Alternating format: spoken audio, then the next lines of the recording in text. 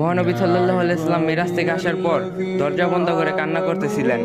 তখন তার মেয়ে ফাতেমা রাদিয়াল্লাহু এসে জিজ্ঞাসা করলেন, আব্বাজান আপনার কি হয়েছে? মহানবী সাল্লাল্লাহু আলাইহি ওয়াসাল্লাম দরজা খুলে কেঁদে কেঁদে বললেন, মা আমাকে যখন জান্নাত দেখানো হলো তখন খুব ভালো লাগলো, কিন্তু যখন জাহান্নাম দেখানো হলো মা আমি সহ্য করতে পারলাম না। সেখানে শাস্তি এতই বেশি যে যা সহ্য করার মতো না। আর সে জাহান্নামে নারীদের সংখ্যা বেশি ছিল। আমি দেখলাম কিছু নারীদের চুলের উপর তুলে রাখছে আর নিচে আগুন জ্বলছে। তাদের চিৎকারে মনে হচ্ছে জাহান্নাম ফেটে যাবে, কিন্তু কোনো ফেরেশতা তাদের আগুন 1 মিনিটের জন্য বন্ধ করে না। তখন আমি জিবরাইল আলাইহিস সালামকে জিজ্ঞাসা করলাম, এদেরকে এভাবে শাস্তি দেওয়া হচ্ছে কেন? তখন জিবরাইল আলাইহিস সালাম বললেন, এরা হলো সেই নারী যারা পর্দা করে চলে না, যে নারী রাস্তাঘাটে চুল বের করে হেঁটেছে, যে নারী বেহায়াপনা করেছে। এসব শুনে ফাতেমা রাদিয়াল্লাহু বললেন, বাবা আমি নিজে পর্দা করি, তবু আজ থেকে এমন পর্দা করব যে সকল মুসলিম মা বোনেরা আমার মতো পর্দাশীল নারী হয়ে ওঠে। এই